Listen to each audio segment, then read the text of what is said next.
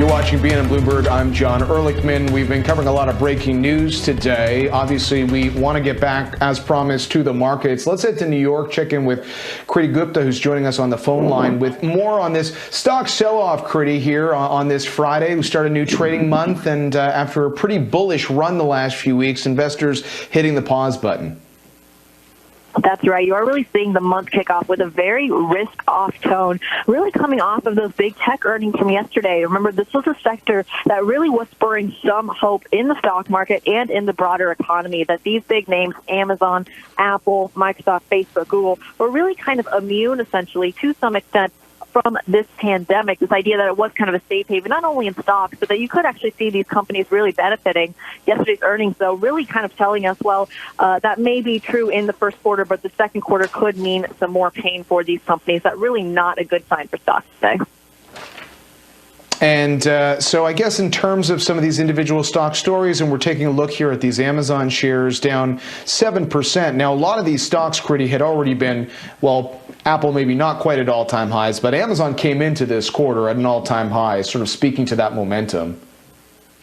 That's right. So let's just kick it off with Amazon here. You saw sales really jumping off, of course, these pandemic ideas. Everyone is buying from Amazon. It's one of the few companies that's really been able to kind of keep their business operations operating fairly normally. Remember, this is coming as a lot of major retailers, grocery stores, department stores are really shutting down. So Amazon is kind of becoming this one great place to get anything you need. So, of course, you're seeing sales jump 26%. The total number was $75.5 billion in the first quarter. Now, just for some comparison here, 2019's first quarter was $60 billion. So you are seeing some very obvious kind of effects from the pandemic. That being said, Jeff Bezos really emphasizing here that the risks are in this upcoming quarter, where you could see spending from the company rise on the fact that we just need to keep logistics operating normally. Remember, Amazon's shipping business has kind of taken a bit of a hit as well with these pandemic concerns. So Amazon's really one to watch in the second quarter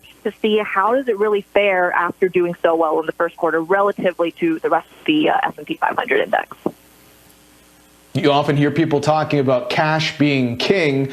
That is true with Apple and the company's stock holding in, Kriti, as it does some shareholder-friendly stuff, which is fairly unusual these days.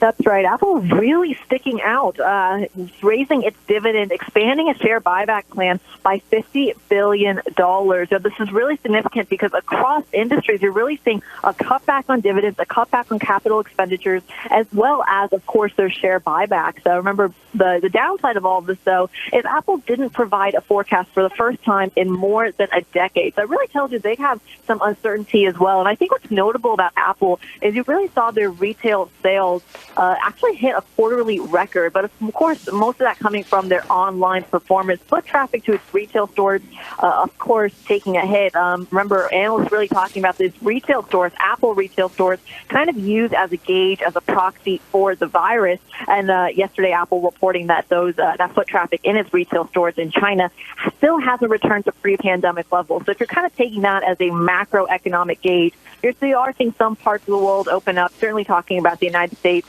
parts of the United States opening up. Oh, really, are we going to get back to where we were pre-pandemic? Yeah, the Aussie dollar now on the lows of the day, down 1.4% versus the dollar.